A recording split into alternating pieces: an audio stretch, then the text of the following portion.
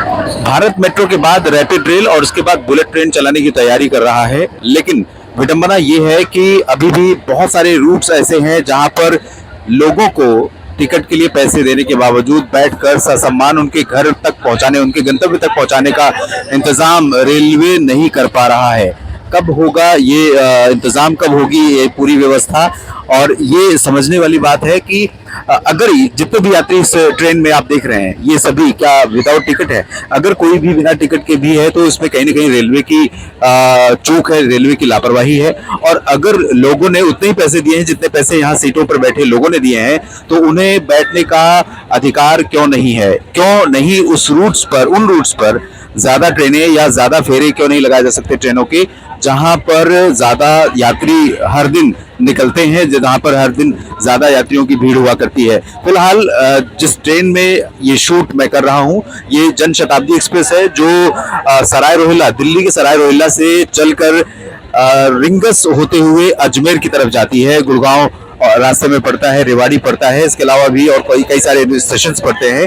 तो दिल्ली से अजमेर के बीच में और रिंगस के बीच में बहुत सारे यात्री दिल्ली से निकलते हैं रिंगस जाने के लिए।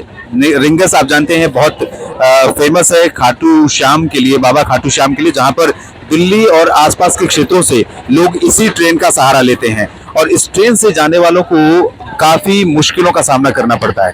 तो मुझे लगता है कि सरकार को बुलेट ट्रेन जिस तरह से चलाने की तैयारी चल रही है या रैपिड रेल और मेट्रो की तैयारी चल रही है, उस तरह से ऐसे सामान्य रूट्स पर भी ट्रेनों को चलाने के लिए, ट्रेनों की फेरे बढ़ाने के लिए या और अधिक संख्या में नई सिटिंग वाली ट्रेनें जिनकी दूरी कम है, जनशताब्दी की तरह ही, जैसे ये सिटिंग ट्रेन है, इसमें आप सेकंड स्लीपर मान के चलिए, सेकंड श्रेणी की रिजर्वेशन की श्रेणी है ये, इसमें ऐसी ट्रेनों की संख्या को बढ़ाया जा सकता है। इससे लोगों को आसानी होगी, लोगों को सहूलियत होगी और रेलवे का भी रेवेन्यू बढ़ेगा। तो पैरेलली काम करने की जरूरत है। बुलेट ट्रेन का विरोध नहीं होना चाहिए। Bullet train, metro train, rapid rail, ये सब समय की जरूरत है और डेवलपमेंट के लिए, भारत की जो विकासशील स्थिति है उसको विकसित देश बनाने के लिए ये सब चीजें जरूरी हैं।